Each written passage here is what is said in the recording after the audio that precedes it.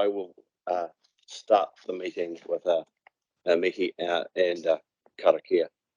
Nā mai haere mai ki te riri ngā mihi kia koutou, ki tini hui ki komiti whakawhānaki Waka. Mō te wa. Kia koutou ngā mea, te ao ki Waitaha, kia ngā kai Mihi, tēnā koutou. Ki kone mātou, ki te whakarongo, ki te kōrero, ki te maunga, nō reira, kia koutou katoa. And this is the Karakia, it's about Canterbury, and I've said it before. Manaha te ora o te rangi o te papa. Manaha te ora o ngā wai o ngā hao. Tui te onamata, tui te anamata, he oranga mō ngā iwi, mō ngā uri, whakaheki, te akina te tau, te akina a Waitaha. Essentially what it means is open up the vitality of the heaven and earth, open up the vitality of the waters and the winds, weave together the past, weave together the future, have wellness for the people, care for the environment, care for Canterbury. You're welcome. We've got an apology for lateness from Mike Davidson, and still, I know the council meeting is still going on. We've got an apology for Mayor Bowen, although he hasn't given it, it's been given by somebody else. I think Mayor Bowen's got COVID, so I'd like Nigel. And I haven't heard from yeah. Was he an apology for the last meeting? Craig. Yeah. All right. Okay. Conflicts of interest. Any conflicts of interest? I don't think there are any. Public boards and deputations don't have any of those. Extraordinary and urgent business. So we've got an item for extraordinary urgent business. There is one item, and it's in your agenda report 8.6, and it's been previously circulated, and printed copies have also been made available. So this is considered a major item as it includes a recommendation. Therefore, the meeting will need to resolve it in this meeting.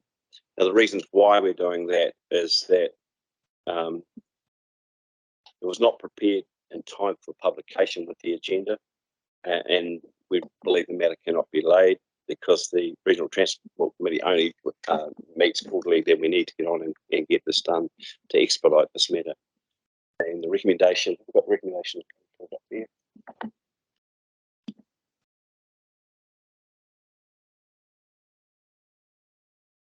So this reads, agrees to deal with the matter and report 8.6 letter to the Canterbury Regional Transport Committee, re-maintenance of local roads is a major item not on the agenda pertinent to section 46A 7A of the Local Government Official Information and Meetings Act 1987 to enable a timely decision to be made.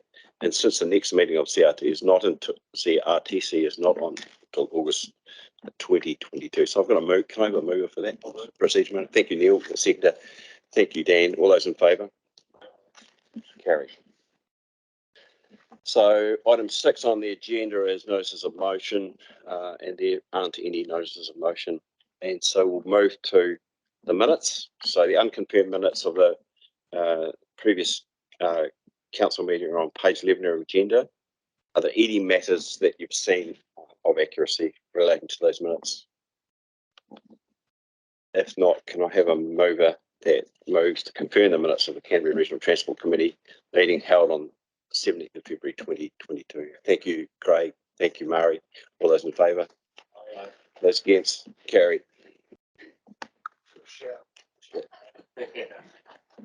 That's the wife of it. Sorry about that.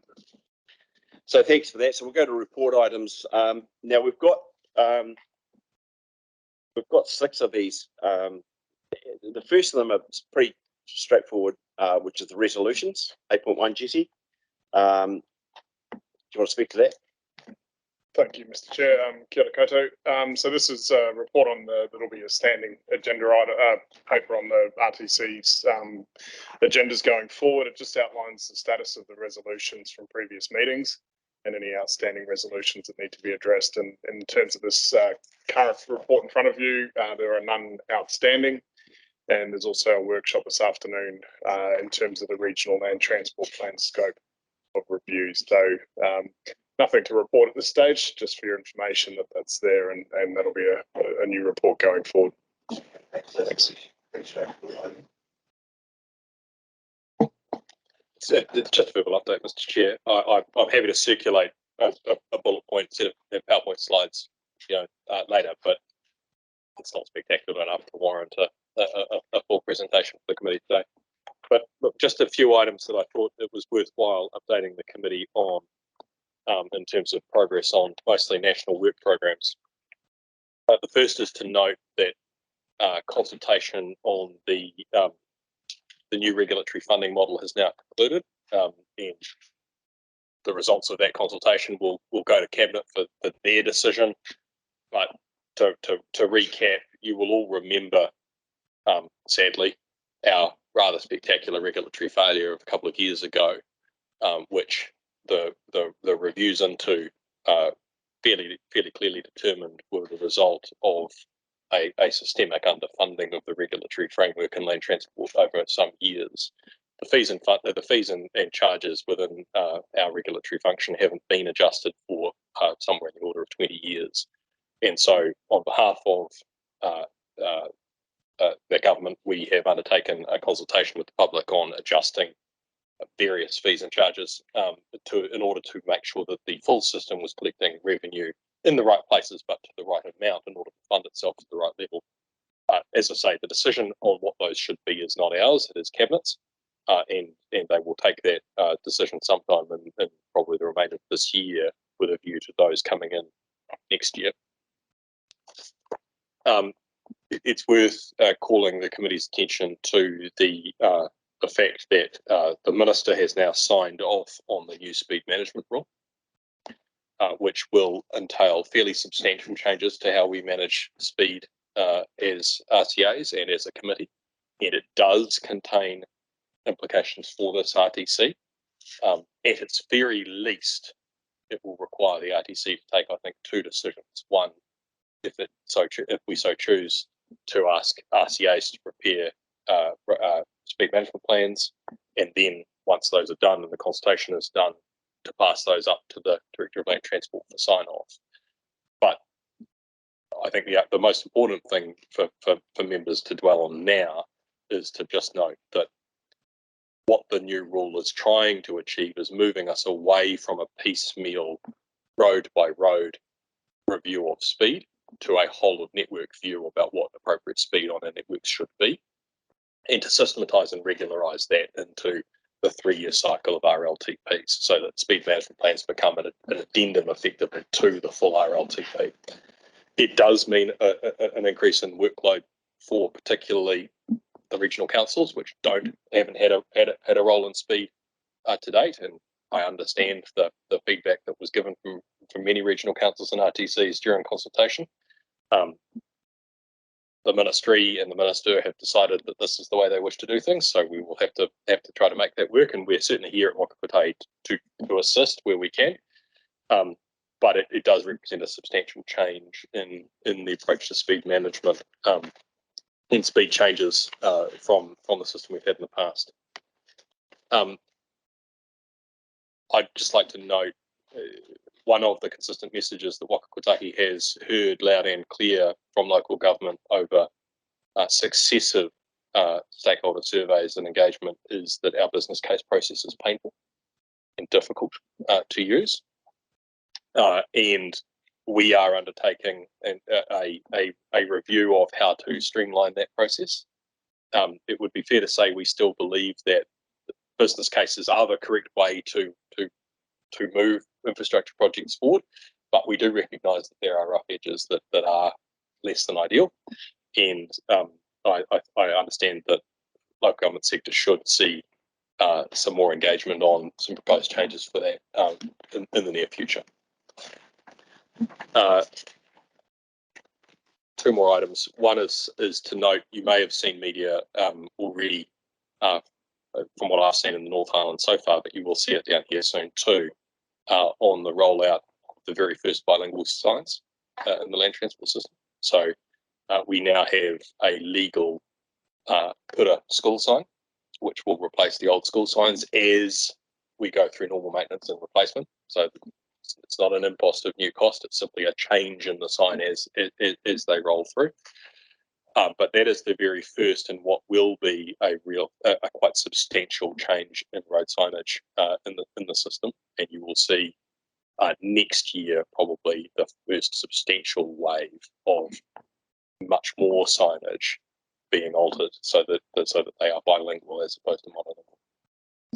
The last point I would make is simply to reference this hefty document, which is the emissions reductions plan, which was launched by government, must be 2 weeks ago now, and to note what hopefully you've all picked up at least in the headlines already, which is to say that it confirms for the transport sector an emissions reduction target of 41% by 2035.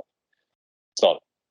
Nothing has substantially changed in terms of targets from consultation. Certainly not the big point, but the four ways that the ERP envisages that reduction being achieved in transport is a reduction in total kilometres travelled by the light vehicle fleet of 20% by 2035, an increase in zero emission vehicles to 30% of the light vehicle fleet by the same date, so 2035, a reduction in emissions from freight transport of 35% by 2035, and the reduction in the emissions intensity of transport fuel by 10% by 2035. Now, the first three items clearly are going to be quite important to the work of this committee, and I've no doubt that we will have substantial discussions about that going forward. But that's what I've got. Thanks, James. Questions of Shane? Yeah, no, I'd just like to ask James about the signage. You've got a button there, Graham, you could push. Or Neil could push his thing. You can probably hear my voice anyway, James, can't you? No, the signage rollout is an interesting one. So what costs are going to be coming back on local authorities as we manage our roads at a national speed limits? Oh, well, so sorry, maybe I misunderstood the question. Are you asking about the bilingual signage or signage with regards to speed? So on bilingual, the intention is that new signs replace old signs when you would ordinarily be replacing them anyway. So there shouldn't be, I mean, some councils have opted, I think Rotorua District Council has opted to just go ahead and change all of theirs anyway. They think that cost is something that they're up for, fine. But there isn't an intent here to impose new cost on you. When you go to replace old signs, you'll be replacing them with different signs. That's fine. There shouldn't be an extra cost there. Speed, you've got an interesting point. One of the reasons why I think it is really useful to move to a whole of network approach to speed management rather than a road by road approach is to avoid some of the issues I know RCAs encounter, which is that you end up having to be truly legal to post odd, if things are missed or you end up having to post odd speeds at odd places rather than having a much more coherent approach because particular feeder roads were missed or speed changes are hard to manage between district boundaries and those sorts of things. So again, there isn't an intention here to impose extra cost in the way of signage. Just on the speed management plan, James, I know in Ashburton we're wanting to get a road changed and we thought what the minister was going to hand down was going to enable that to happen, but it doesn't sound as though it is because you've got to do the speed management plan first, which could take how long? So we'll all need to do effectively interim plans to get us in the remainder of this 3-year period. And then if you think in terms of NLTP cycles, so 24, 27, 27, so there'll be a set of interim work between for now to 24. And in the case of your particular road, Neil, the question will be, can we get the stretch of road that you're particularly interested into the interim plan, or will it have to wait to 24 to 27? But either way, actually, I have to say I do think it's likely to mean it moves faster regardless than it would have under the old system. So, sorry, that is to say the speed review occurs faster, not that the speed on the road is faster. Yeah, thank you. The bilingual signage for us, yesterday we were talking about bilingual signage at a council meeting, hopefully approving just over 100,000 to put towards what that might look like, and a key part of that is on State Highway between the new motorway between Christchurch and Waikirikiri Selwyn. And I guess what part of ensuring that lands well is Waka Kotahi concerned about, as far as the cost that's going to be required, the placement of signage along a motorway, and the bilingual nature? Is that so? If it's signage on a state highway, it should be us anyway. Do you want to unpack lands well in terms of? I'm not sure I understand. So it's in the right place, and isn't a distraction to drivers. Oh, that should be our bread and butter. I mean, there shouldn't be any new. We've taken pains to design and the regulations to mandate signage that is clear, safe, easy. This should not cause a safety problem. This should be entirely in line with the standards of road safety signage. So you've got funds to help have that signage put in place. Slightly complicated for the southern motorway, but most signage should be part of the normal maintenance cycle of signage, which is something we account for with state highway maintenance.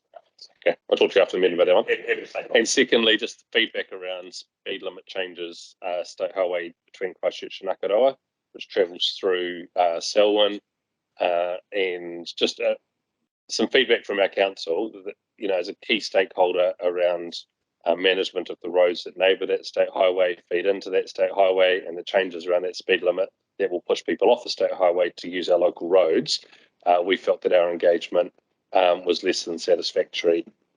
You didn't be able to have a conversation with us other than just a submission. So give us the feedback. Yeah, I apologise for that, Sam, and that is exactly the sort of conflict and inconvenience for a district that this change should avoid in future, but it shouldn't have arisen in the first place. Thank you. It's just building on Neil's point. So I was just listening to your answer there, James, and you'll know which area I'm going to ask about, because it's been the cause of much consternation. Oxford. So am I understanding correctly that will be a more delayed project? Because I've had, because it's a local road as we would see it. So is my understanding that, well, from the conversation we had a few weeks ago, is that process still applying? Because I was just listening to the answer to Neil's question. I was thinking, gosh, I hope this isn't going to be more complicated. Yeah, no, to be clear, Neil is asking about a state highway. Right. Whereas yours is a local road, so the process should absolutely apply.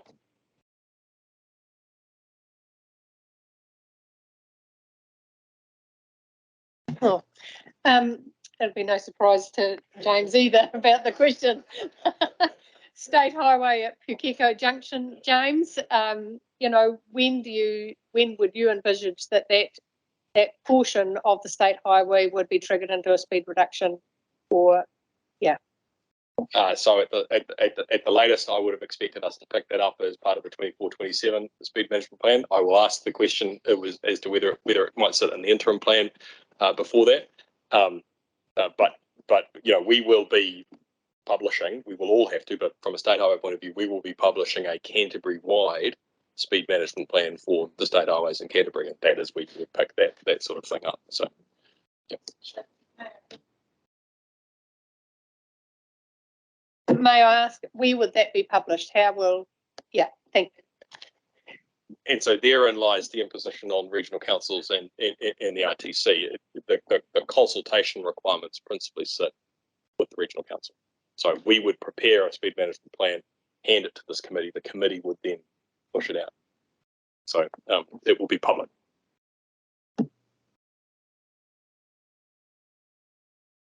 To make a note on that.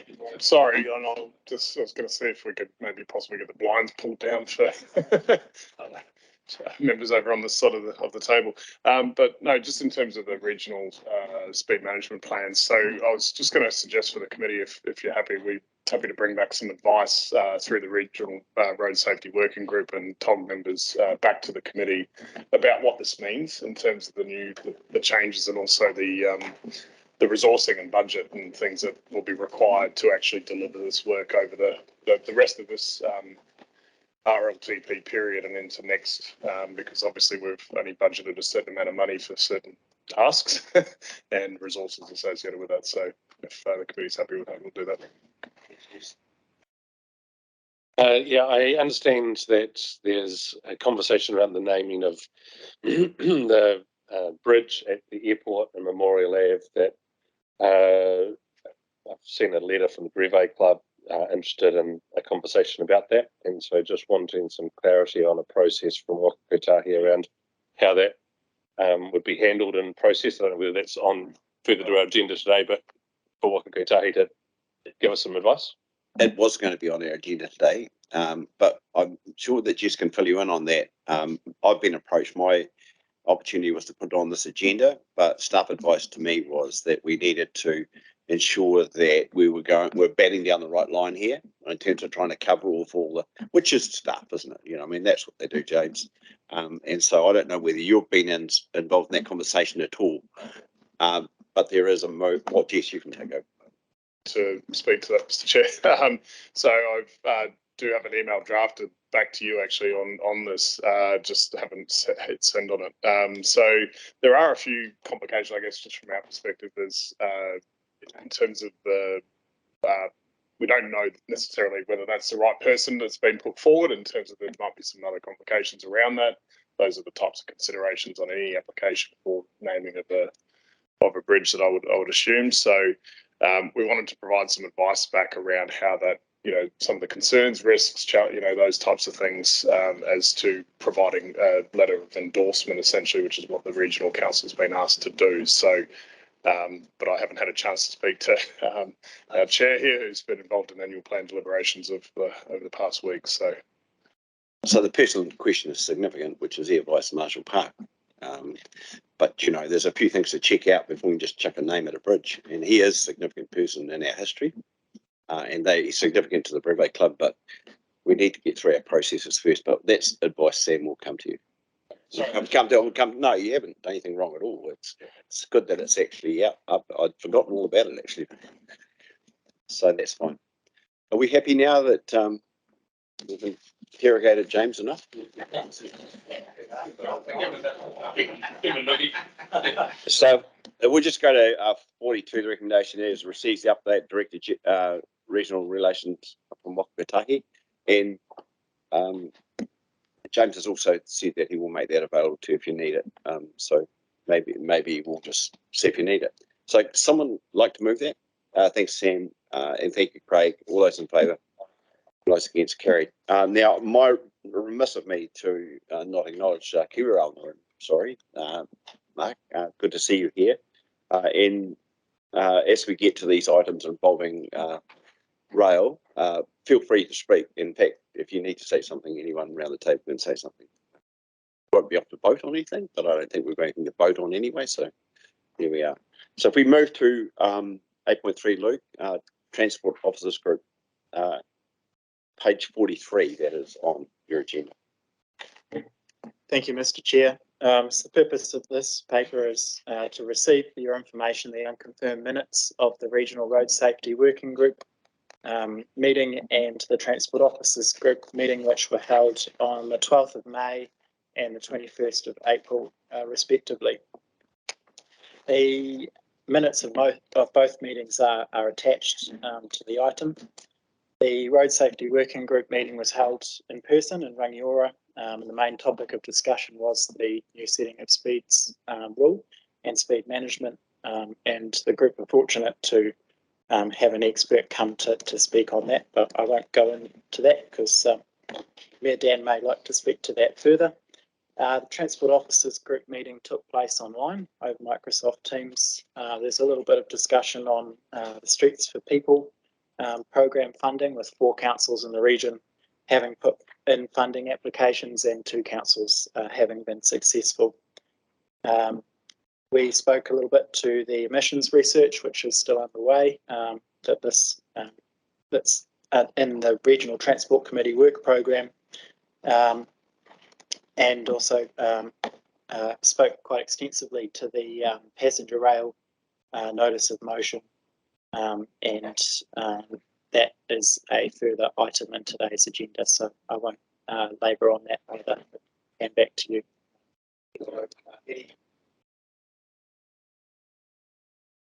Sorry, I'm not pushing my button here. Sorry. Any comment from you, Dan?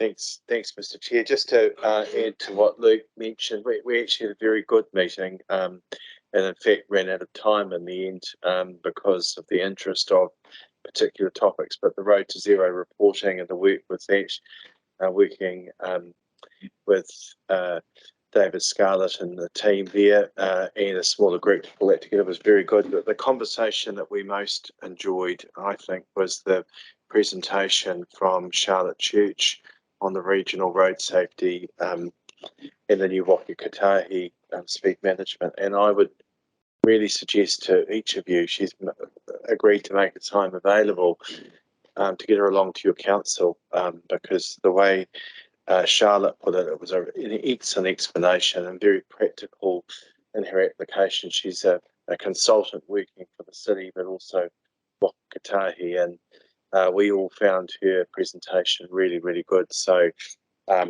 it's not a complicated. Well, there's quite a bit in this process, and I know for my own council how difficult it has been with speed-related issues. We'll all have councillors at the table that don't want to change. But actually, when you hear the way Charlotte puts it, there's a really good case that she puts and explains it in really simple terms. And I would just highly suggest that you think about getting her along. I thought it was an invaluable presentation.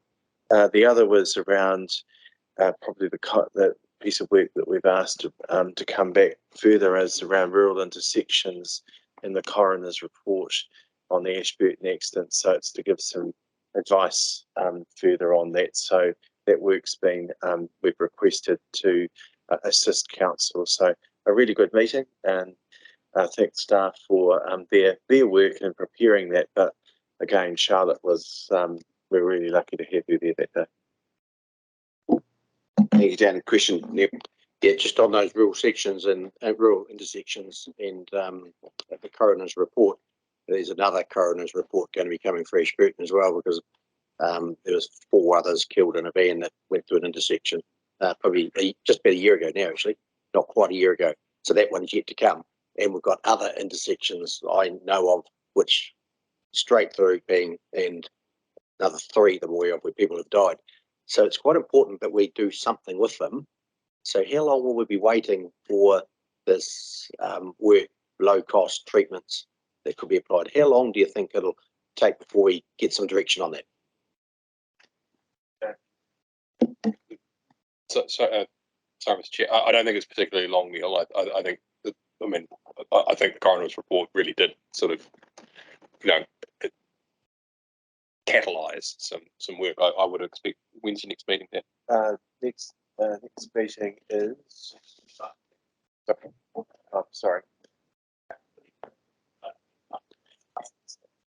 25th of July. So, but in the interim, that shouldn't stop councils from doing their work, and our council is certainly doing some work on that, because we've had series of really bad crashes on our rural intersections. We've also had some individuals going around cutting signs down and speed signs down after we've just replaced. I don't know what drives someone to do that.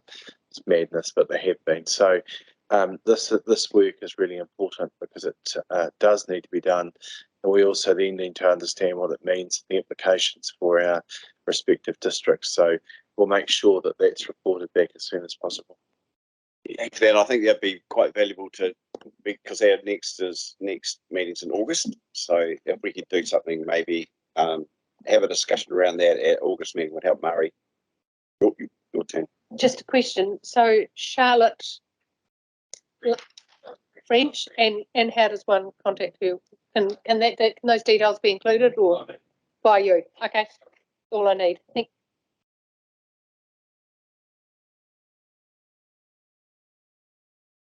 Happy, Luke? All right, we'll go to that recommendation on 43, and if we put that up. Save me reading it. So there it is on the screen. So I have a mover for that, please. Thank you, Dan, and seconded by Craig. All those in favour, please say aye. All those against, carried.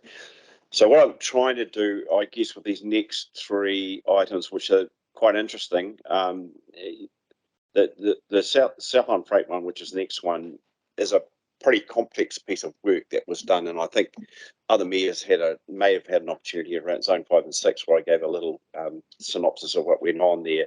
But there's some stuff coming out of that we want to concentrate on. We've got a meeting on Monday, Luke, with the South Island chairs, just to dig into that a bit more. Specifically things around hydrogen and heavy haulage and the opportunity around that to reduce stuff. Trying to link up, I guess, with KiwiRail and what's going on there. Looking at what the ports and the coastal shipping, how does all that link together, and so not that we get to pull those levers, but there's enough there now to do that. So if we could, I don't want to skip over it, but also don't want us to go, because we've got a wee workshop here. So if we take another 40 minutes with our business and we get that workshop out of the road, you boys can be able to get out the road a wee bit earlier. I don't want you running out there at 6:30 and being late for Pragnell, because he'd be excited to see you. So Luke, if we can go to 8.4, Luke, and yeah. Thank you, Mr. Chair. So I won't labor too long on this one. The purpose of this is really to provide you with an overview of the South Island Freight Summit, which was hosted by the South Island Regional Transport Committee Chairs Group on the 28th of March. There is attached to the cover paper the briefing paper that was provided to summit attendees, which makes up most of the paper itself. The agenda of the final agenda, which is circulated to attendees, and also a copy of the Ministry's Freight and Supply Chain issues paper summary. Wouldn't include the whole thing. Just gives an overview of some of the issues that are getting picked up by central government. Recommendation is you receive the update, and there's also a recommendation there if you'd like to provide any feedback back through Peter as chair or Councillor Apanui on that freight supply chain issues paper to the RTC Chairs Group. There's a recommendation there, or the ability there as well. So it's held on the 28th of March. The purpose of it was to develop a shared understanding of South Island freight issues and opportunities. It was attended by the South Island RTC Chairs Group and some of the chairs and chief executives of regional councils and some staff from Waka, Kotahi and transport officers as well.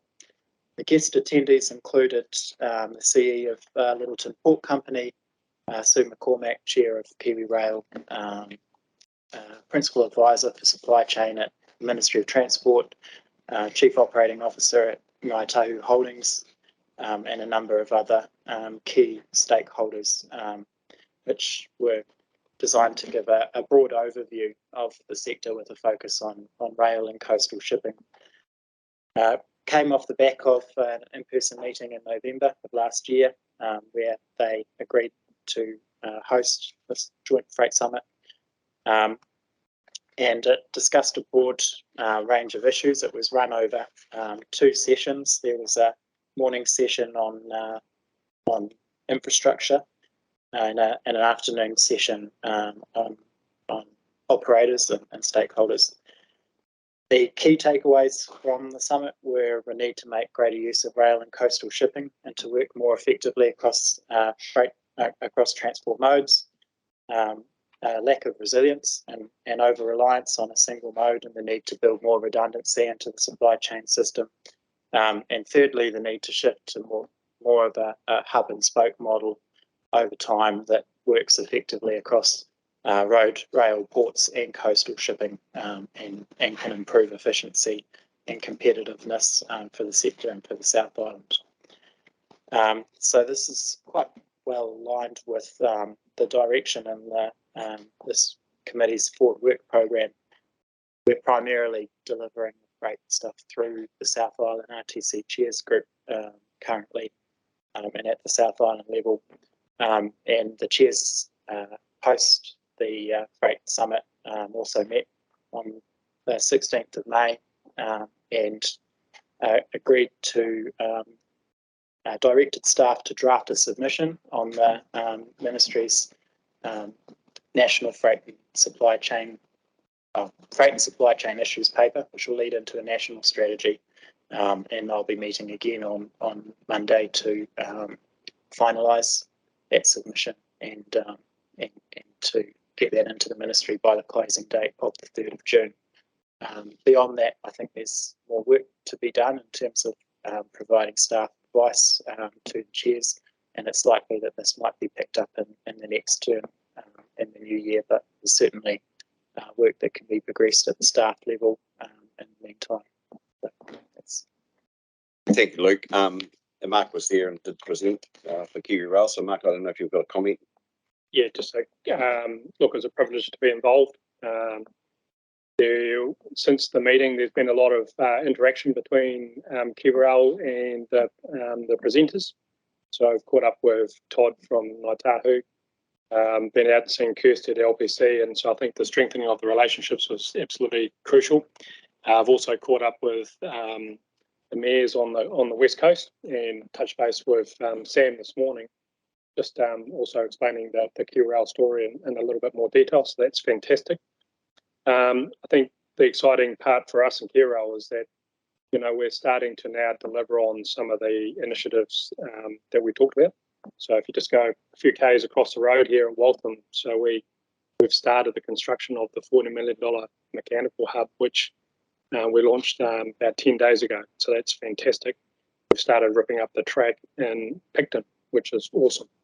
After this meeting here, we've got a dial in with Stadler and their engineers in Valencia tonight with our engineering team, and they're taking us through the 3D simulation of the new locomotives that are going to land here back into next year. So really exciting. I thought that the meeting was really well run, and you know, I thought it shared a whole lot of collected ideas. The key takeaway for us was around the integrated transport solution. So, you know, it's not just a Kiwi Rail, it's not just shipping, and it's not just road, it's how we all integrate to get the best solution. So, yeah, it's fantastic.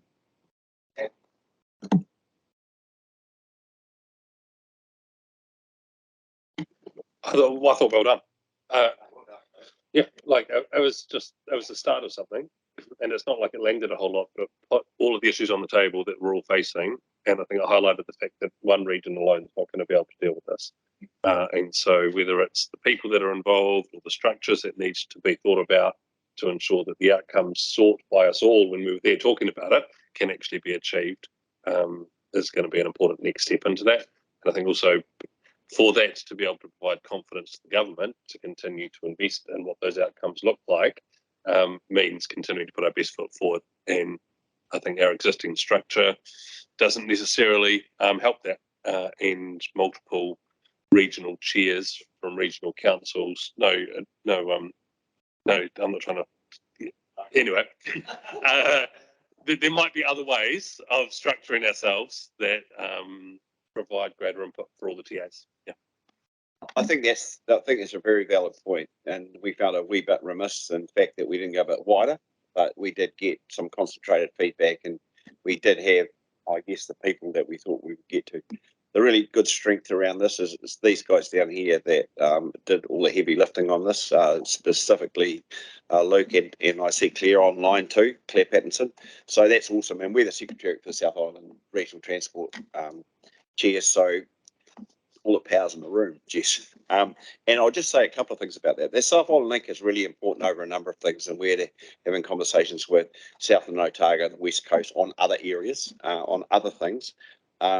Ministry of Transport took a great interest in what was going on in terms of the initiative that these guys have come up with. And the thing that we're trying to do, I guess, is to not get ahead of ourselves or not get behind ourselves either in terms of where Kiwi Rail fit in this, because you know, we've taken into account the transition that you're making into that exciting stuff. So a lot of what we want isn't possible for a wee while yet, but I think the talking that we need to do to make that possible, that needs to happen now. Jesse. Through you, Mr. Chair, I was just going to say, I think there's possibly also another opportunity for a similar type of event at some point, because we've covered postal shipping, rail and road, but we haven't covered air freight at a South Island level, and we haven't also covered that sort of last mile freight. which is also where we're going to see some significant emissions reduction opportunities as well. So I think things are starting to shape up quite nicely, and I think we can start to take that away from here and the feedback that we've received and plan for another event of a similar scale and possibly involve a wider audience as well if possible. So yeah, I just it's tremendous that it's moving ahead in this space. Just interested, these new locomotives that are coming, are they going to be hydrogen powered, or how are we going to deal with the emissions? Because looking forward, the government's very keen, as you well know, to make sure we meet our targets. So interested just to know what they're going to be powered with. Yeah, it's a good question. We needed to purchase these locos because all of our existing vehicles are heritage vehicles, and so they are diesel, but they've got 40% less emissions. So that's part of it. Our North Island, we purchased the first set of the new locomotives in 2010. So when their life expectancy is ending, which is at the end of this decade, then we are investigating. We're doing the homework now where they'll be a tribrid, where they'll have diesel capability, power, battery capability, and also electrification capability on the section between Palmerston North and Hamilton. So that will happen. The new ships that are coming, being built now, do have a battery capability as well. So we're certainly linked into the emissions program, and we'll meet our targets. Well, 35 minutes. Thank you. Peter, just one thing I happened to quite too soon for me to have in my update, but I will make sure that the committee has circulated the details of the investment announced 2 days ago on coastal shipping, which is the allocation of the $30 million in the National Land Transport Program to 4 suppliers, but that is a substantial increase in coastal shipping capacity, and I think is aimed at something like $35 million. 35 million vehicle kilometres off the roads. So.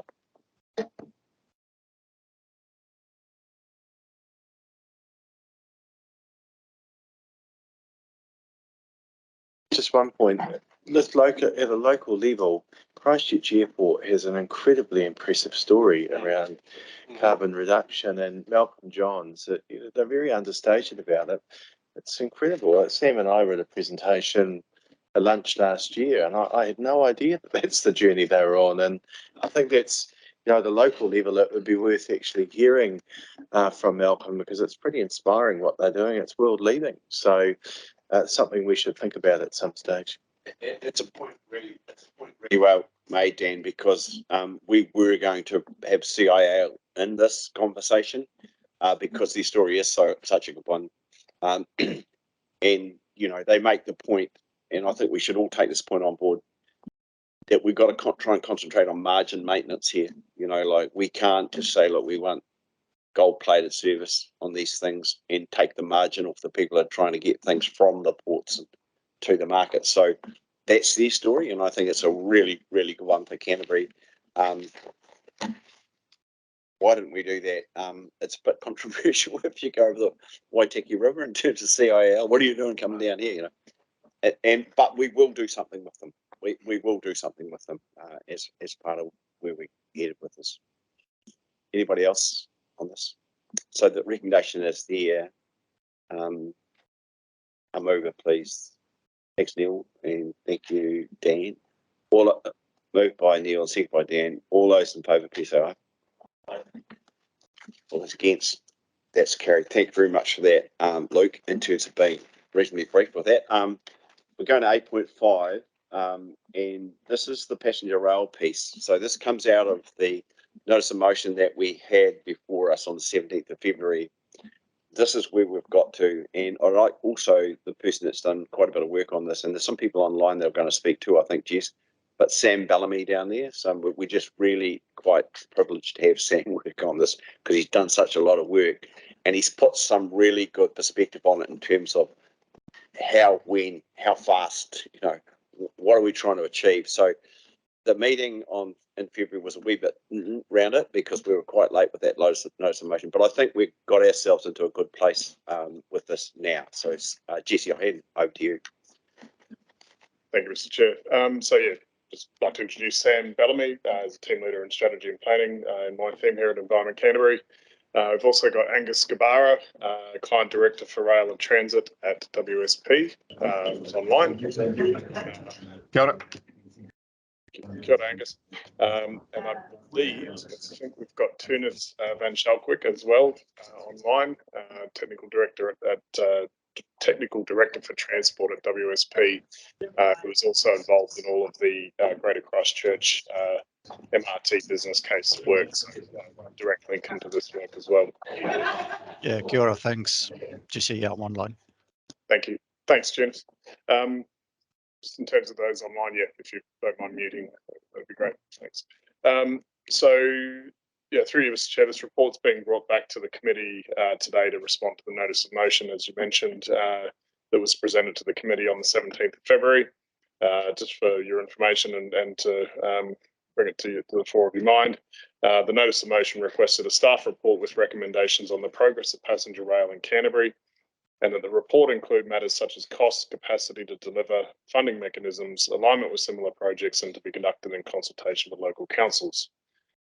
So since then, Environment Canterbury staff have worked with the Transport Officers Group, which includes transport staff from across each of the TAs here in Canterbury, and with Waka Kotahi staff to prepare the report that you have before you. We've also drawn on expert advice from the team at WSP. They are a consultancy with extensive experience and expertise designing and delivering a range of rail infrastructure in New Zealand, and from our colleagues at Kiwi Rail as well. So given it is a relatively lengthy report in front of you today, we thought we'd just cover off the key points via a short presentation, which I'll drive shortly, and before getting into questions and discussions. I'll hand over to Sam to first provide an overview of the strategic context for passenger rail in the region, before Angus will talk more about the work his team has undertaken looking at the various types of passenger rail services that could be further considered for Canterbury.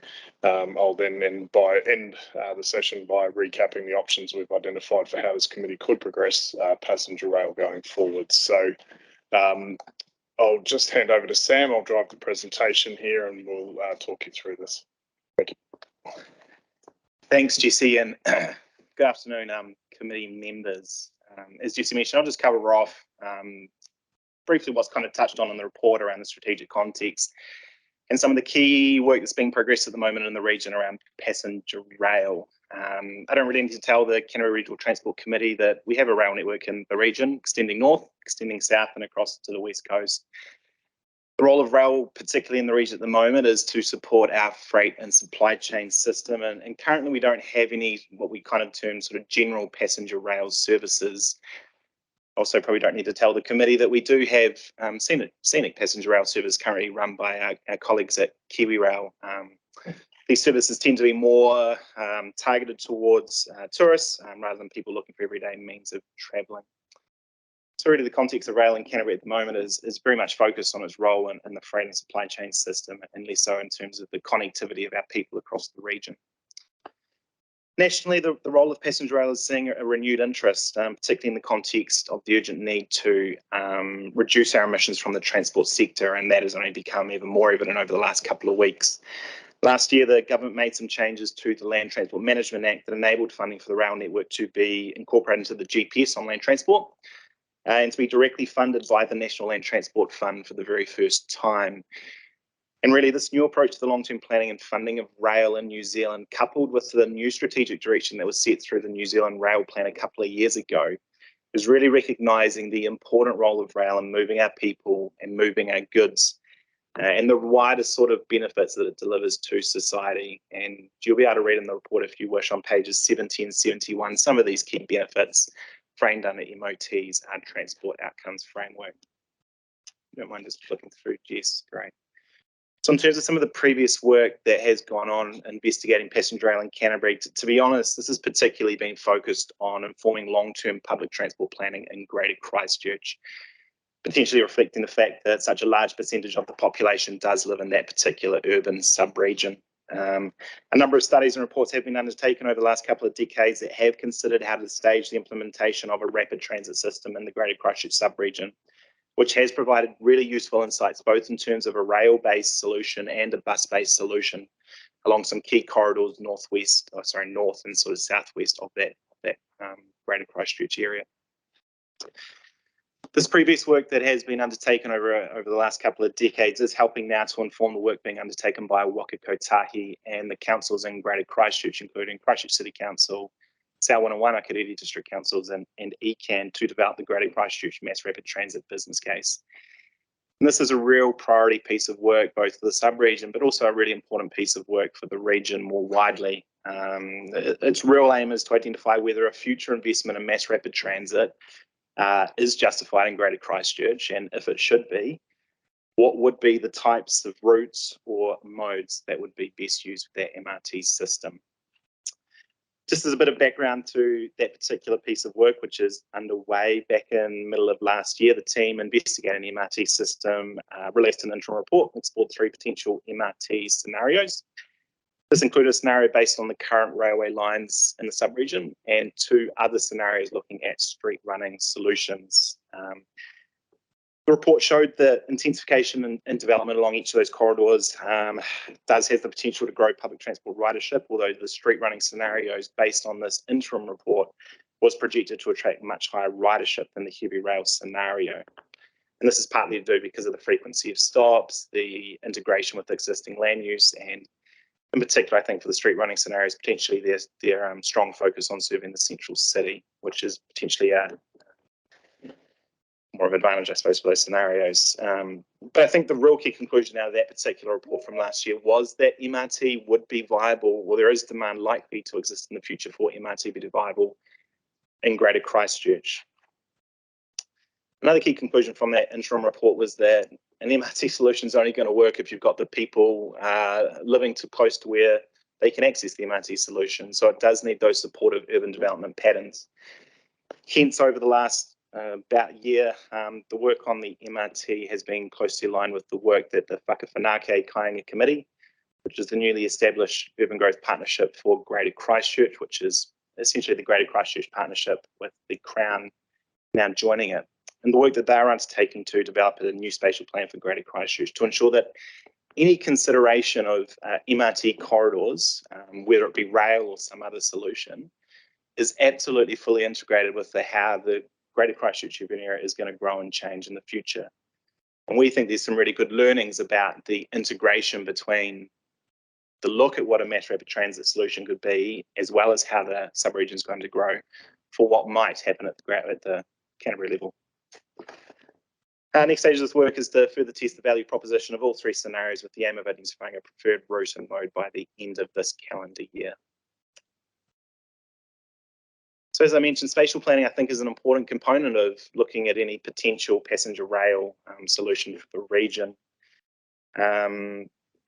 We think that there is an opportunity for further work to investigate passenger rail to inform, in particular, the upcoming requirements for developing regional spatial strategies, which is a likely requirement of the proposed Strategic Planning Act. I won't dwell on this act. Essentially, the act is likely to require the development of long-term regional spatial strategies that help to coordinate and integrate decisions under different legislation. And based on the recommendations of the Resource Management Review Panel, this should include indicative transport corridors, both current and future. So really having a good understanding of both the current and potential future role of rail in Canterbury, both in terms of moving people, as well as freight, we think is a really key part of informing the development of a regional spatial strategy, which is going to be needed in the not too distant future. I can't tell you too much about the specific requirements for the regional spatial planning at this stage. We expect that to become a little bit clearer when the strategic planning bill comes out, which is expected sometime later this year. Just a quick run through the strategic context and some of the key pieces of work that are currently being progressed in passenger rail. That would feed into Angus, who is online with us at the moment. And as Jessie mentioned, just really want to thank again the WSP team for the work they've been able to do over the last month or 2 for us. So Angus, if you just provide a little bit of an overview around some of the potential types of passenger rail services that could be considered in the region, feeding into then the process that could be used to undertake that investigation should the RTC be something. Yeah, I see the email going. I hope they've got my. Great, thank you, Sam. I'm assuming everyone can hear me okay. There's a bit of background noise here, so if I need to shout a bit more to be heard or drown out the background, let me know. So I've got, I think, 6 slides which don't particularly follow the papers, so I'm hoping that you have all read them, and this just sort of summarise some of the key points. And hopefully someone's Sam, are you who's running the slides? Because I'll probably Jesse will do that for you. Jesse, okay. Probably you can just bring in this slide, the 4 dot points which follow. But essentially, we wanted to start. Well, it's important, we think, to start these sorts of studies with understanding what function you want your railway to perform and the needs that it's trying to meet. So that's everything from, well, there's a range of things, but the ones we sort of focused on were somewhat like the existing in terms of the tourist service. You also have longer distance commuting services, which would select direct service satellite towns, or something more frequent and fast for local commuters, or something that might be potentially accused of trying to be an alternative flying or replacing or supplementing existing bus services. So that's where we started with that. I guess too, I just wanted to, one of the things we didn't note from the beginning was that actually in Canterbury you do have somewhat of a geographic advantage when it comes to rail, given that you have corridors to the north and the south of the major metropolitan area, and there's a lot of large flat straight alignments, which many other parts of New Zealand would like to have. So with that in mind, next slide please. So then once you sort of determine, well, part of determining, I guess, what type of service you want to give is to think about some of these considerations. So it's how far you want to go, where you might have stations, new stations, old stations, stations where you want to do transfers to other services. Rolling stock is a really big problem or big thing to tackle, whether you're going new, second hand, how you're going to procure them, where you're going to procure them from, and depending on the type of service will dictate what type of services or what type of amenities the trains will deliver. Maintenance and stabling, you have to keep them somewhere overnight and between the services, and obviously you need to maintain them at different times depending on your operating patterns. All important is access to the network and how you fit in around freight trains, and whether depending on the type of service you want, you're going to require some double tracking or more extensive loops in strategic places. Pricing, so it's pretty much a given that you will need a subsidy from someone, and then you need to think about how you're going to price the services that you're offering, and how competitive you're going to be with other potential public transport services and or the equivalent driving or flying. And then all important, even more so, is the operating and governance model. So who's going to own the various assets, how they're going to be funded, and who's going to purchase them and take on some of the risks that are associated with those elements. Next slide, please. No, that sounds perfectly fine and sensible and logical to know. So actually, probably shouldn't have gone to the next slide, but just in reflecting on how we set about trying to sort of answer some of these questions or frame up where we would sort of start to develop the options or some scenarios, that we looked at 4 existing long distance services that are already operating in New Zealand. So we looked at the Metlink services from Masterton to Wellington, the Capital Connection service between Palmerston North and Wellington, the Tahuia service between Hamilton and Auckland, and a more of a metro style service between Waka and Wellington. And the way because this is all done in a very short time frame, we took it upon ourselves to use our own extensive office network around the country. So WSP is lucky enough to have a fairly well dispersed network of offices. So we went to some of our colleagues in our offices and used them as a sort of very quick survey process to sort of develop some personas, which of course is a popular way of determining the types of services and customers that you're trying to reach. So with that in mind, we developed 3 sort of options, which we took a little bit further in determining what sort of customers would be used, and we looked at potential catchments, what the services might be, determined some travel times, and made some calls on where we might have some stations and stops along the way. So the first one we thought was Kokura, to Timaru with the Christchurch in the middle. That would clearly be a long distance commuter market. Probably in the very long distance commuter market, you'd have to say. So clearly with that, those types of distances covered, the types of things you're looking at is the speed and how fast, what the journey times would be, and would someone really want to commute for that long. And with those types of services that are going far and wide into the regions, you're going to look at how you're going to connect with public transport and or parking and those types of things. And again, if you've been on the train for that long, then you're going to be looking at a more sort of, you're going to have to look at comfort and potential for productivity while you're on the train for that long. So that's things like Wi-Fi and plugs for your laptops and whatnot. And one of the fastest ways to make a train faster is to not stop too often. So you would be looking at station rationalisation in all likelihood, which of course can be tricky because if you put a train in, people are going to stop at their local station. So those are the sorts of challenges that it can bring. Next slide, please.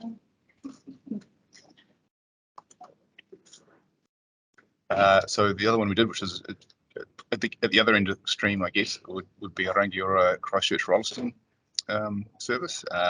Definitely more of a local commuter market. Again, station placement becomes all important, which would be likely around catchment but still having a reasonable spacing. You definitely need to have high quality transfers to other modes, and this would very much need to be, in fact, all the options would really need to absolutely tie in with the MRT stations and interchanges so that you can seamlessly integrate and ensure those connections can be as fast as possible. And something like this would typically be much more in the high frequency rather than high speed. Next one, please. And then we went further again. So this is probably more into the tourism or as an alternative to flying category, being picked in Christchurch to Dunedin. And again, you're going to really need to have a high quality travel experience with these. And you would probably be balancing tourist stops with population centres, and definitely veering more towards that type of service than a sort of long distance commuter service. And just one note here was that there's definitely a high population catchment on the southern corridor. So if you were going to embark on this type of service, you might focus first on the southern corridor. And alternatively, there's plenty of other options too, and about how far you might go. So when we think about the extent, so another option could be the Amberley Christchurch Ashburton range, which does give you a nice sort of hourly or hour travel time, which is in line with some other ones that currently exist in New Zealand. Next slide, please. So once you've decided what service you're going to provide, then starting a rail service from scratch in New Zealand is no mean feat, and so we should definitely not underplay what's involved. One of the first things to do, and this is probably very obvious, but you will need to establish a project governance group, and of course that will, depending on how many different regions and districts you're picking up, will probably determine the types of people, or the range of organisations and people that you would need to have in there. But it'll be very important to stay aligned and drive what the outcomes are that you've chosen at the front, because as you progress through these things, often people, new ideas come along and can water down the initial idea or goal that you were trying to achieve. And then the bit that's a bit new, I guess, if you like, is to utilise the UK RUS process, which is a route utilisation study process, which, to be fair, is normally associated with existing services, and it's actually something we're using in Auckland at the moment to plan their next 30 years of network development. And what we're doing there is we're combining that as a way of producing very rail-specific outputs to then fit into the New Zealand Treasury business case approach, which of course many of you will be familiar with. And the idea is that helps develop a clear understanding of the need that the project's trying to satisfy, and delivers various project objectives, and ensures that you're aligning up with the various policies. And of course, one of the first things that business case approach produces is a strategic case, and then if you get to that point, then and this I don't need to tell many of this. I'm sure that then you start looking to get an allocation in the RLTP to further develop a full-blown business case. And if you get through all of that, then and it depends how you stage it, you may use some of the business case process to help develop and find out how much it's going to cost, how much, sort of procurement timelines that are going to be involved. So you sort of start going into the commercial and management part of the business case process. But sooner or later, you're going to have to tackle the procurement of the services. One of the biggest things will be procurement of new trains. And there's quite a few challenges in that space. There's obviously a range of options. There's second-hand, there's the potential ability to go in with some of other jurisdictions who are attempting to buy some new trains. So there is opportunities there that could be explored. Network access with key rail is obviously very important. That cannot be avoided, and it's something that you would need to involve key rail early on, of course. And then all the other things I mentioned around maintenance, stabling an operator. So you could go to the market for an operator, you could work with key rail directly, and then there's a lot of ancillary infrastructure enhancements as well, which is everything from, as I mentioned, some double tracking loops, overhead power, potentially charging stations, and just depends what sort of traction modes and things you're developing that might need to be developed alongside the corridor. So that was the end of my slides. Obviously happy to take any questions. Thank you. That's pretty comprehensive overview of where we are, and obviously some timelines there that are a bit longer than the silver bullet that we were looking for when we started this process. But questions?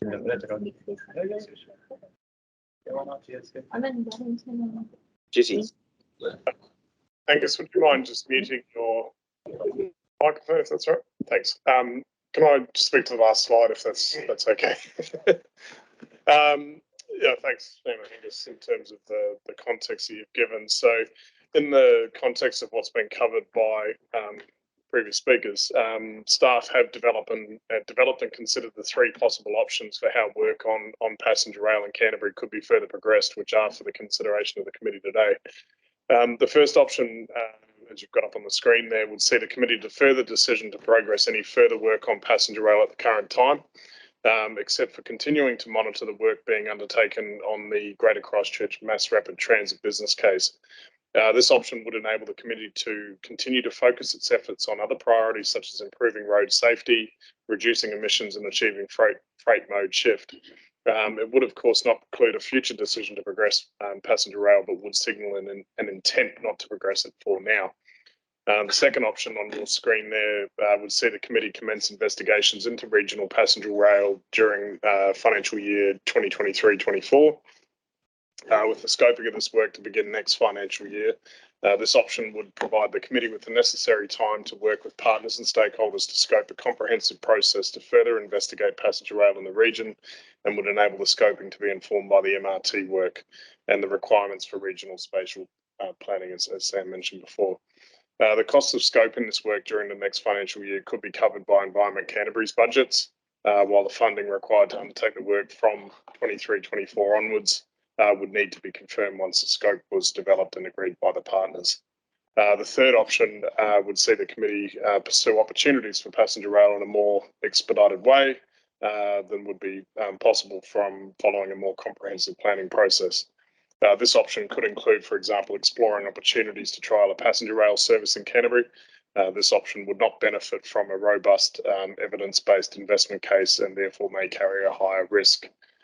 This option would likely mean other work being progressed by the committee would need to be put on hold and could have near-term work program implications for partners. So in terms of the three options, staff have considered the pros and cons of these options and recommend the committee agree to proceed with option 2. Commencing the passenger rail investigations during 2023 and 2024 financial year. Key reasons for this recommendation include there would be benefits of having a better understanding of the role of passenger rail.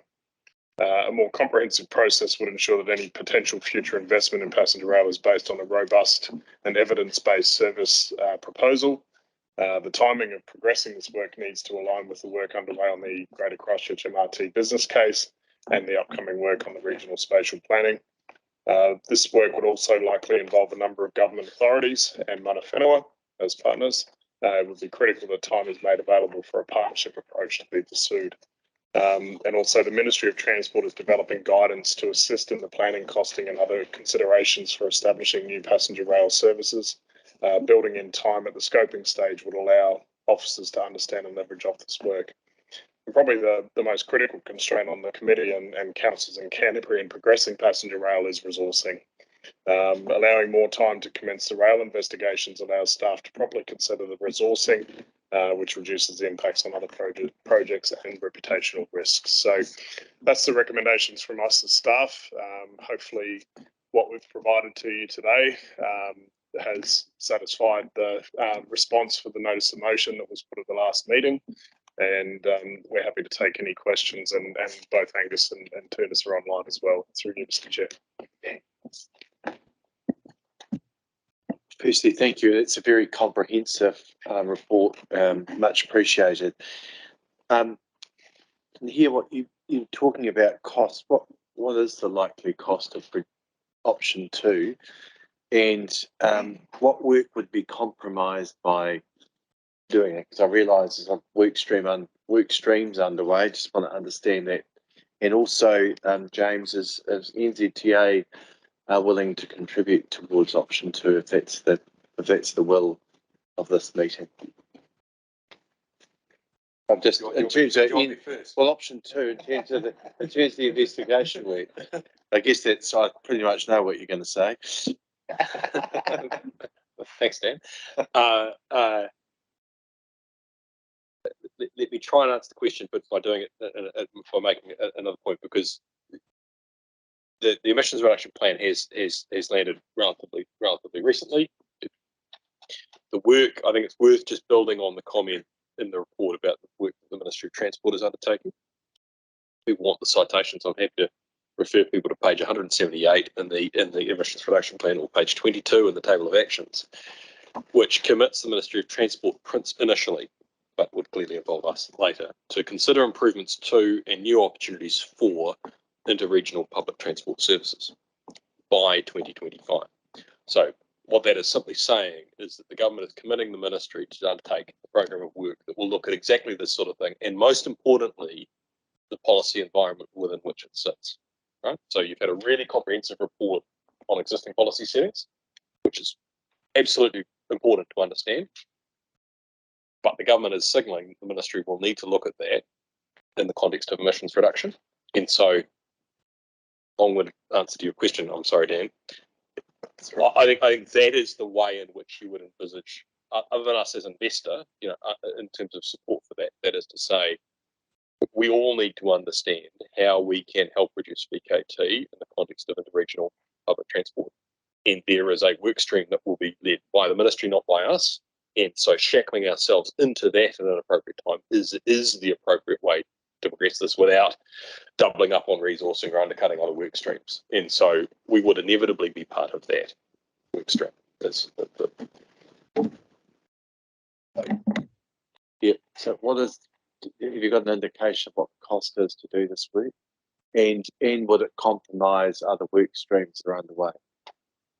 Just aware that we load our staff up with huge tasks. We have just gone through the exercise in our council of finally going through and managing expectations and how much load we put on that they just simply can't achieve. We have carry forwards every year, it's just ridiculous. And then we have elected members that then go on and on about staff not delivering.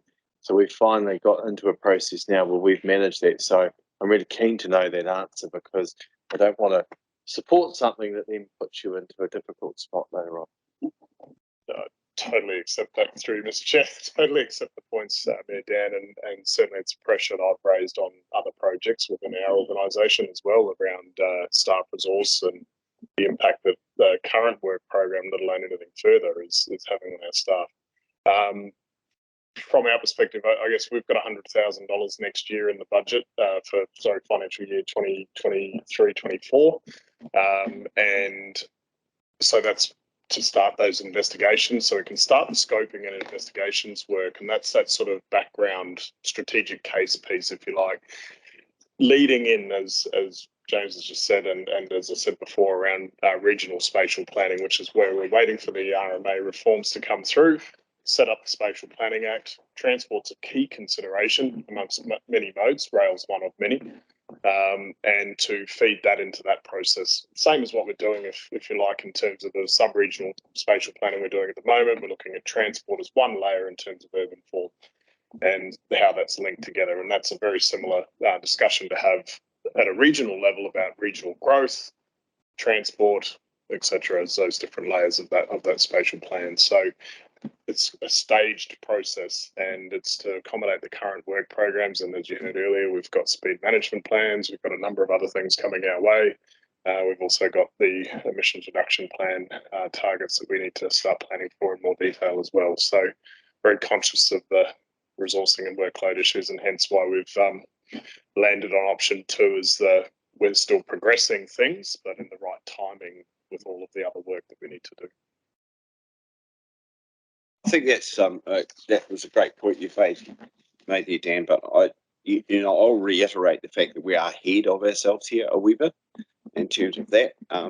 We've talked about the need to do this, and the need to do this around the UD strategy for Greater Christchurch Partnership, for Selwyn, and for other centres when they're building their infrastructure, because we can't keep affording to build away from the infrastructure that's in place, and this is a significant piece that's been there for a long time. So, the consideration is, do you want to use it? And say that in response to, I support option 2.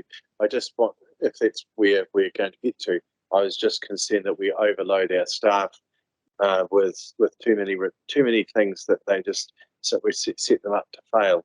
In the process here, this is leading to it. So I'm supportive of option 2, if that's where we're heading and where you'd like us to head, Mr. Chair. Thanks for a great report. Probably a question for Angus, and I'm thinking you don't do it, and I'm wondering why you don't do it or could not do it, is hook a passenger carriage onto a freight train.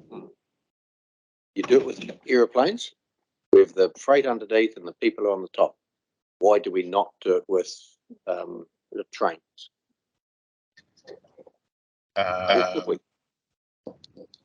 Through your chair, I think probably Mark could help with this one from a QRL perspective. It would create a lot of issues. There's all sorts of different. Well, the timetable probably wouldn't work for one thing. Braking characteristics, stations, the ability to stop at a station to unload passengers, depending on where the passenger carriage was in relationship to the locomotive. But if you just wanted to break it, so there'd be all sorts of technical issues and sort of dynamics in the way that different suspension works on different types of carriages. A freight wagon versus a passenger carriage and all sorts of things. But probably really fundamentally, it would be the fact that it would be the proposition to the customer would be very average, both in terms of probably the timetable, but also just the general, the look of it all. So, it's possible, but it would be a very, very substandard service and not something I would recommend. All issues that your button. Sorry. All issues that can't be addressed as part of this study. You've sort of cobwashing it before it happens, but you shouldn't do that. We should investigate it and then come to that outcome if that's what we get to. So yeah. Can I just Angus? Can I just there's 2 things I want to make. I've got your hand. I see your hand up, Mike. So we'll come to you after this. But I think I should go to Mark. They're your trainsmen. Yeah, look, I understand what you're saying, Neil. You just look at the experience of Te Huia, and if you're going to do it, you've got to do it properly, right? And the delays with the connectivity through not going direct to Britomart and having to stop at Pukekohe, and the amount of media feedback we've got around that was just huge. So I think doing the study, the running a freight train is totally different to running a passenger service. We've got all sorts of issues around timetable, Our locomotive engineers on freight trains, going between here and Picton, have a compulsory 30-minute personal needs break around fatigue. So if you've got a group of passengers on a carriage on the back that are sitting in the middle of nowhere waiting for 30 minutes, you've got to build the infrastructure. And I think WSP, summarised it really nicely, but there's a lot of issues that go on in terms of running a railway, in terms of signalling, train control, and operability that need to be totally flushed out. So I understand what you're saying, but it's just not feasible. That's a great answer, Mike. Thank you, and apologies for lateness one of those days, but I think I got onto most of this item. I guess I have a question around the fact that option 2 obviously looks at commencing the rail investigation in the 23-24 financial year, so more than a year away. And obviously in the meantime, the work's continuing on the MRT business case. If the MRT business case actually showed that rail wasn't going to work, for Greater Christchurch, and actually we looked at doing a bus route, how would that actually affect a regional rail and service? I'm just wondering wouldn't it be better to actually wait for the decision on the MRT before even making a decision to see if we can integrate regional into it as well? Through you, Mr. Chair. Yeah, no, Councillor Davidson has certainly raised a good point. The MRT business case, if that were to follow a road-based corridor, doesn't necessarily preclude a regional passenger rail service. There are options in that regard. Certainly, we want to see where the MRT business case gets to by the end of this year, and as we take that through with the spatial planning process into early next year. And also, we're developing the Greater Christchurch Transport Plan and Investment Program alongside all of that work as well. But no, there's some options that you could potentially, for instance, with the current rail network as it stands, and we are looking at the MRT business corridor case corridors of Riccarton Road in particular. You've got a potential option for an interchange there at the end of Riccarton Road and the railway line near Deans Avenue, if you like. That's just a very high level scenario that you might say that could connect with your MRT system to the city and down that corridor of Riccarton Road in particular. So that's just one option, but this is something that we need to investigate further as things start to unfold in the MRT business case. It's a bit hard to sort of prejudge, if you like, where that's going to go. So as James probably could articulate in terms of the steps of the MRT business case, and heavy rail's not obviously out of the question at this point in time, but there's steps in that process. So yes, no, it doesn't preclude it. We just would need to follow a sort of a process here to logically step our way through this. Do you want to follow up, Mike, on that, or are you happy? Yeah, look, it's kind of like some of Dan's comments is making sure like we have limited resources, and it's making sure that we use those resources really well. And obviously, if rail was going to be the option for MRT, then you need to have a look and see actually can you do it, across the region, and actually, especially if we need to make sure what is the best way to reduce emissions. But it's just making sure that we do everything in the right order and potentially making the decision makings at the right point of time. And I'm assuming that the fact that this is in here, we actually have the delegation to make a decision like this as well. Thank you, Mike. We've got a reply on that, Luke. Yeah, through you, Mr. Chair. Just to repeat back Mike's question, he's asking whether this committee has the delegation to propose a service. Is that correct, Councillor Davidson? Yeah. I just said it was. I guess I'm assuming that we do have the delegation to actually do this decision to actually commence an investigation into regional rail. So yeah, through Mr. Chair, yeah, absolutely. As the committee sees fit to follow recommendation 2. So as I said before, Environment Canterbury, all the RTC staff, the Transport Officers Group would support the RTC in doing some scoping work this next financial year. And as we step into 23-24 financial year, there is some funding that Environment Canterbury has to put towards this as well. And through the RTC, we would undertake those investigations. So it would have been Environment Canterbury staff leading it as Secretariat for the RTC and bringing that through the RTC process. If those investigations started to lead towards a more strategic case, as we've said in the papers, that would be a discussion with the RTC around funding.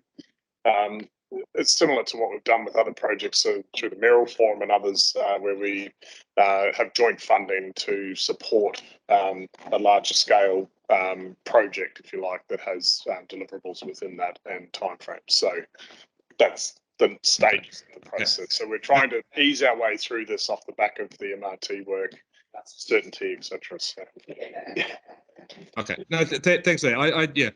I share Dan's concern about, I guess, lack of resources and making sure that we get the most value for the resources that we do have. Thanks.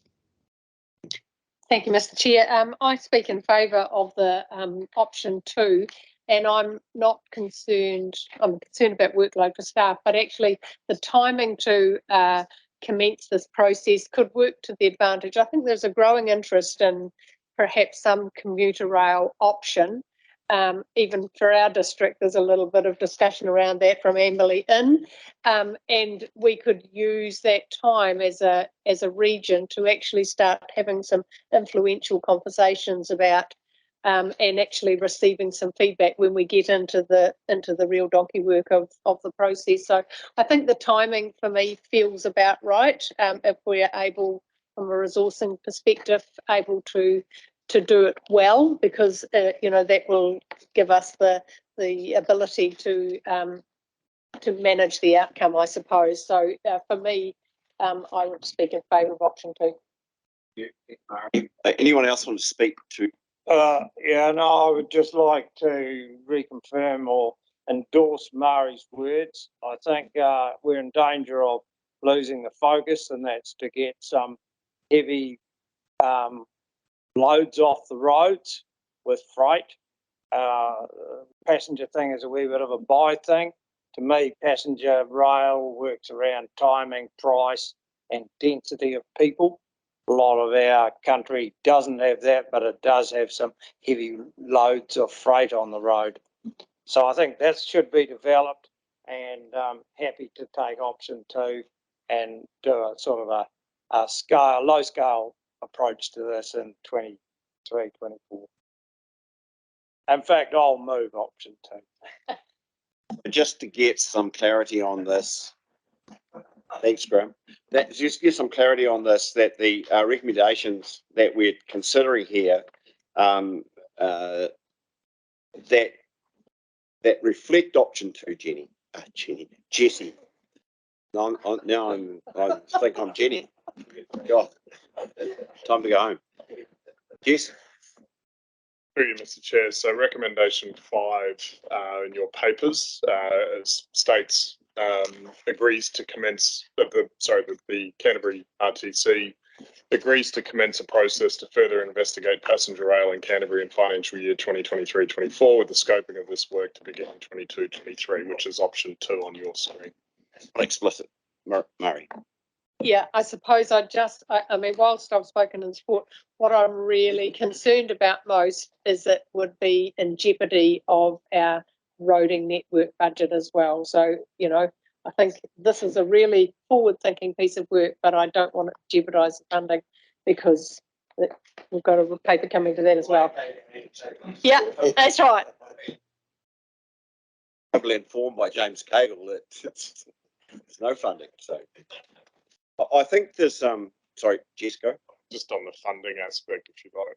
So the scoping piece is actually funded, as we put forward, is funded by Environment Canterbury's budget, 100,000 in financial year 23-24. So that's not taking away from, So. And there's a tremendous amount of support around our table for this off your ratepayers, actually, Dan. The other thing about this piece of work is that we will share it wider with South Island RTCs, because this is a South Island piece of work as its main focus. And our main focus right now obviously is getting freight off the road with the help of Kiwi Rail and coastal shipping and other things. So is everyone clear on option 2? That's reflected. Mike, your question? You're muted, Mike. Sorry, I was just looking at those resolutions, and to me, it's all about the timing and the work that's going to happen on this in the next financial year, potentially, and ensuring that none of that work is done ahead of what we're doing in the MRT space. Yeah, I know you say it doesn't preclude it, but I think we need to be realists, and I think the only way that passenger rail will work is if actually the MRT was, and we need it to be evidence based. Look, I agree with some of the comments. I think the heavy rail has a huge role to play for our region, and that's really in freight. If we can get passenger rail working, it's a bonus. But I think the main thing's freight. I just don't want any of this pre-work done that potentially could be done before we actually make a decision on what the MRT is, and then potentially waste time and money. I just sort of want a bit of insurance around some of the timing of the process for the next financial year. We totally agree with you. So, Jesse. Through Mr. Chair, we don't have the staff available to do more work, basically ahead of the MRT business case. So this was an additional through the notice of motion that came about. So we've responded in terms of our current workload, and that's got us to this point. We do need to factor into our work program and resourcing the timing. So we don't want to jump ahead. Certainly not. Sorry, James, go. Sorry, Peter, I don't want to drag this on, but I'd be remiss if I wasn't a bit pedantic about this. I think the timing, to Jesse's point, works fine in terms of conclusion of the indicative business case for MRT. But to be clear, if MRT progresses from that, there will be more after that. And I don't think it's the intention to hold this work until all of that work is concluded, because that is a many-year process, right? So I think we're talking about avoiding conflict with the indicative business case for MRT, not any further business cases after that. I think that what we're about to pass, if we go with option 2, raises expectations for the community around the work that's going to happen, the speed that it'll be there, and actually what we're saying is option 1. But once we've got the MRT finished, this is the stage 2 of that work. So we're actually asking the team that's completing the MRT work to add a stage B onto that to consider the regional piece after that. It's not on top of, it's kind of growing that piece of work. And I just think if we pass option 2, I mean, the MRT piece isn't until the end of this year anyway. It leaves 6 months if everything runs to plan to try and bring something back to this group. Saying 22, 23 is way too ambitious for the amount of work required and the staff that we've got. And I think 23, 24 again is just saying that we're going to see some major gains in the next, well, that starts within 12 months. And I'd be more comfortable telling our community, we want to see this happen. We know that it needs to stage. We've got to get MRT across the line. And that means that a decision on the future of this needs to clearly follow that and actually just lay that out in the decision. So I can understand why we want to say option 2. I just think option 1 gives clarity to. I also appreciate some of the comments made. I think sometimes I have to remind this committee is a regional committee, and that to put our region on hold for something that is solely Greater Christchurch would be remiss of this committee. So, look, I don't think it's fair to make the region wait on a piece of work that won't affect them. Really unfair. Nigel Bowen's been waiting for this work. Harry, Neil, you know, not everything is about the Greater Christchurch here at the RTC. Yeah, thanks for that. I think the fears are well voiced, actually. Sam, because you've got to stand up in front of people and defend your position on MRT. And I understand where Mike's coming from, but my assurances around this is that parallel piece of program is got some regional and some South Island stuff attached to it. And I think that we just need, my personal opinion here, and I'll be guided by you guys, but I think we need to continue with what we're doing. I think option 2 is the thing that we need to be doing. It doesn't actually put any more stress on these guys, because these guys are going to do the MRT piece first. I've said that. Mr. Chairman, I'll be guided by you to choose what we're going to do. Mr. Chairman, I moved it before. I just need a seconder. Second.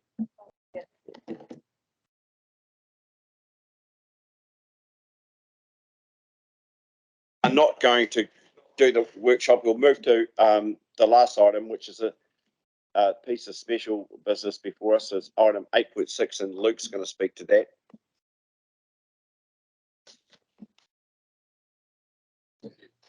This is just to confirm through you, Mr. Chair. This is the special, the late item to the committee, the letter from Mayor Brown on road maintenance funding. Is that correct?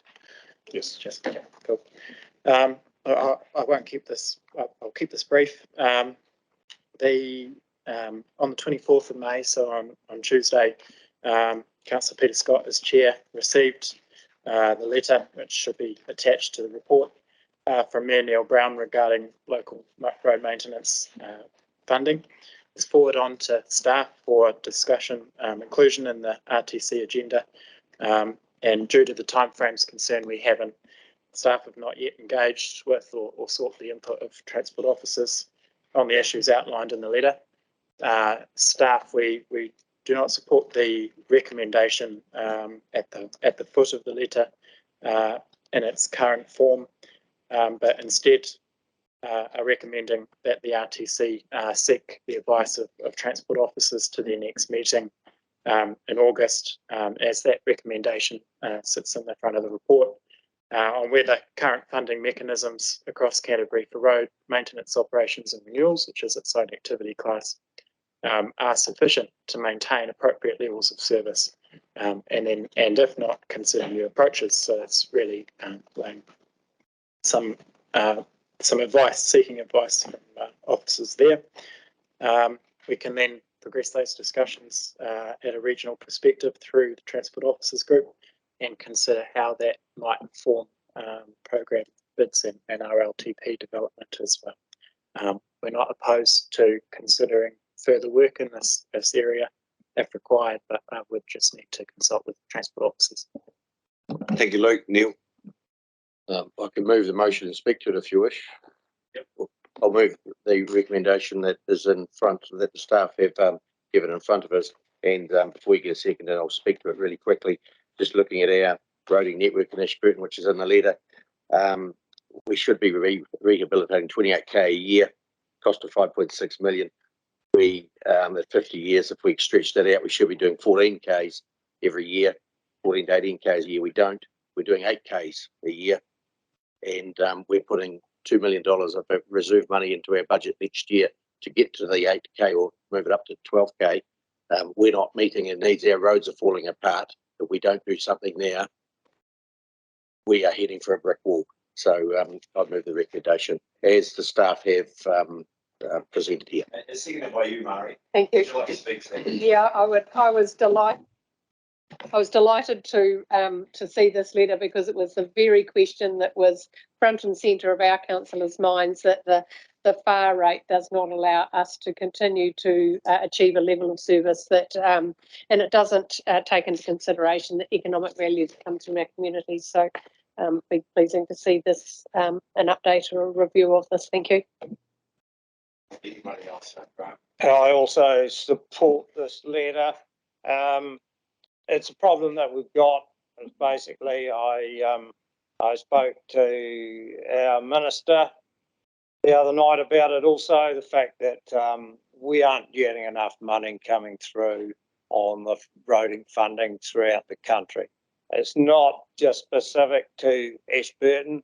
It's also in Mackenzie, it's in Timaru, it's in Waimate, it's in Waimakariri. It's right across the country. The funding model for Whakamutunga and local government is not working. Just briefly endorse those comments. Thanks, Neil Brown, for Neil for raising it, because we've just had that very conversation at our table, the budget round. That's pretty challenging.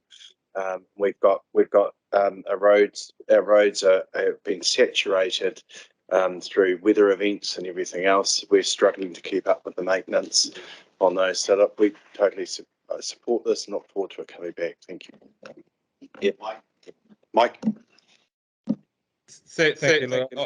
I support this as well, but can I just make a note that actually that last item, the volume disappeared and I did not hear the vote or get a chance to debate, so I'll have to note that there was an abstention from me. Sorry, thank you for that.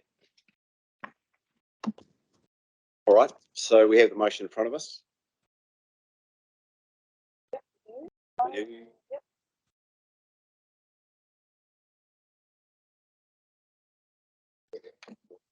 That's in the report, so we'll take the motion that's in the report. It's been moved by Mayor Brown and seconded by Mayor Black. All those in favour, please say aye.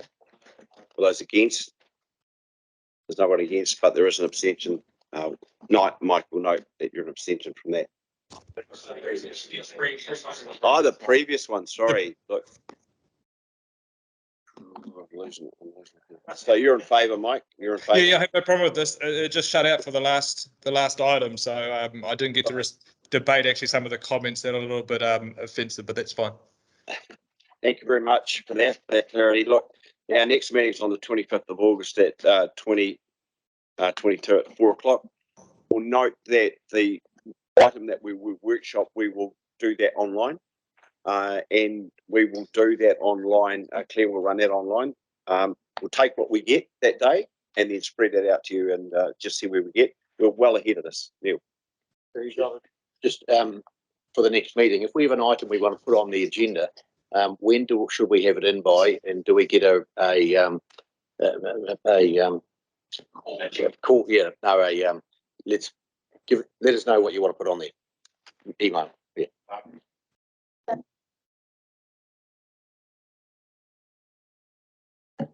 If I may, I can. This one, an ideal time would be around the time of the transport officer and road safety working group, so about 1 month prior to the meeting.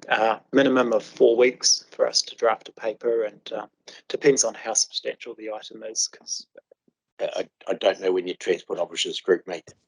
I don't. So I think you need another mechanism to give us an email or something. Say if you got something to it. Yeah. I would suggest that we'll touch base with the transport officers group and we'll raise that question with them, and we'll put the communications out around the agenda timeframes, if you like. Okay, just this Karakia, just to finish it off, is about suspending a discussion on the ridge bowl of the house, featured again at the right time, the right place, we agree. So ka whakakaria te kōrero ki te tahu o tō tātou whare, kia tina anō a tōna wahi, homie e, hui e, ai. Thanks guys, thanks for your patience.